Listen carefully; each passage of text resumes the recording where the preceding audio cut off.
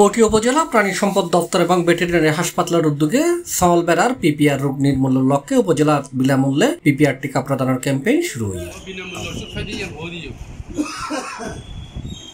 September 30 তারিখ সোমবার সকালে পটিয়া উপজেলা প্রাণী সম্পদ দপ্তর এবং ভেটেরিনারি হাসপাতালত আডার ও বিশেষ মেডিকেল টিমুরি পরামর্শ প্রদান করছে উপজেলা প্রাণী সম্পদ কর্মকর্তা।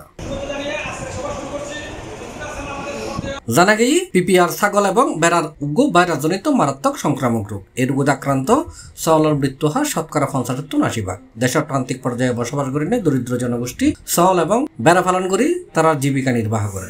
এ কারণে এই রোগে আক্রান্ত হলে আর্থিকভাবে চরম ক্ষতিগ্রস্ত হয়ে পড়ে তারা। নিয়মিত ও সঠিক পদ্ধতির টিকা দিলে এই রোগ 70% মুক্ত রাখা যায়। এতলাই দেশের বিয়াক সাওয়াল এবং বেড়ারে পিপিআর ভ্যাকসিন দেওয়ানোর সিদ্ধান্ত লই সরকারে। আমরা গত বছর এই ভ্যাকসিনটা করার পর আমাদের কিন্তু পুরো পিপিআর রোগ কিন্তু অনেকাংশে কমে গেছে। পিপিআর আমরা ভ্যাকসিনটা করার ফলে আমাদের এই পটিয়াতে অনেক ছাগল সুস্থ আছে। 70% ছাগল মারা যাওয়ার সম্ভাবনা আছে। তাহলে এটা মর্টালিটি অনেক বেশি এই রোগের। এই রোগের লক্ষণ তো আপনারা জানেন যে এই রোগে সর্দি, কাশি, নিউমোনিয়া, জ্বর, ডায়রিয়া সব একসাথে হয়। একসাথে হওয়ার কারণে ছাগল বেশিরভাগ ক্ষেত্রে বেঁচে থাকতে পারে না। এছাড়াও বিশ্ব প্রাণী স্বাস্থ্য সংস্থা 2030 সালের মধ্যে পৃথিবীর বিয়াক দেশের তুলনায় এই রোগের নির্মূলের কর্মসূচি বাস্তবায়নের পরামর্শ দিয়ে এই আলোকে দেশব্যাপী সাওয়াল এবং বেড়ার পিপিআর রোগ নির্মূলের লক্ষ্যে প্রাণী সম্পদ অধিদপ্তর বিনামূল্যে দ্বিতীয় পর্যায়ে এই টিকা প্রদান শুরু হয়েছে।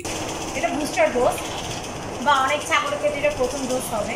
সেক্ষেত্রে আপনারা যেটা প্রথমবার করেছিলেন তার থেকে আরও বেশি সিরিয়াসলি সবাই যে ইউনিয়নের দায়িত্বে আছেন তারা ওইভাবে এটা কমপ্লিট করবেন। C+ চট্টগ্রাম।